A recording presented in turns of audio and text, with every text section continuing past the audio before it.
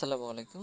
যারা আমার এই ভিডিওটি ফেসবুকে দেখবেন সবাই ফেসবুকে লাইক কমেন্ট শেয়ার করবেন, এবং যারা ইউটিউবে দেখবেন সবাইকে বলবো ইউটিউবে কমেন্ট করবেন এবং সাবস্ক্রাইব করবে বিভিন্ন ভিডিও দেখার জন্য অনুরোধ থাকবে। তো আজকে আপনাদেরকে দেখাবো শার্টের কলার কিভাবে আমরা তৈরি করি। তো একেবারেই সহজে একেবারেই সুন্দরভাবে ফিনিশিং করে আমরা প্রথমে কাপড়ে বক্রমটি কিন্তু লাগাই নিছি। তো লাগানোর পরবর্তীতে সুন্দরভাবে কিন্তু আমরা যে এই নকল পাটটি সমানভাবে কেটে নিয়েছি। তো কলারের সাথে কলারের কানি উঠানোর জন্য কিভাবে আমরা সুতা লাগাই, সেই সুতাটা লাগানোর সিস্টেমটা কিন্তু অলরেডি আপনারা দেখে ফেলছেন। তো এইভাবেই কিন্তু আমরা দোনোটা কানি সুন্দরভাবে উঠে, অনেকে পারেন না। এখন 2 সুতো কাপড় রেখে এটা কাটবো।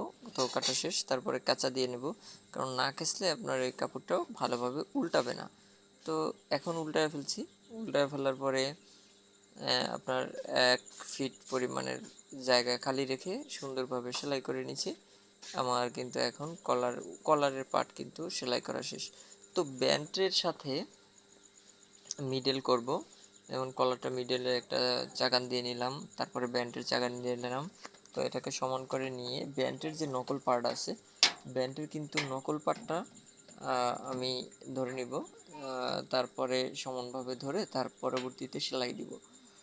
তো আপনারা সবসময় খেয়াল রাখবেন যে কখনো বক্রমের উপরে সেলাই না পড়ে, এই জিনিসটা খেয়াল রাখলে খুব সুন্দরভাবে ফিনিশিং হবে। তো আমি এখানে সেলাই করে নিয়েছি, মাথাটাকে একদম সমানভাবে, কোনো দিকে 1 সুতা আপ ডাউন হবে না, একদম অ্যাকুরেটভাবে হবে। তো অ্যাকুরেটভাবে হয়ে গেছে। এখন এখানে 1 ফিট ধরে আমি সেলাইটা করে নিয়েছি।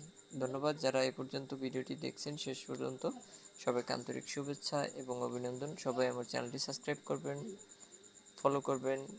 আল্লাহ হাফিজ, আসসালামু আলাইকুম।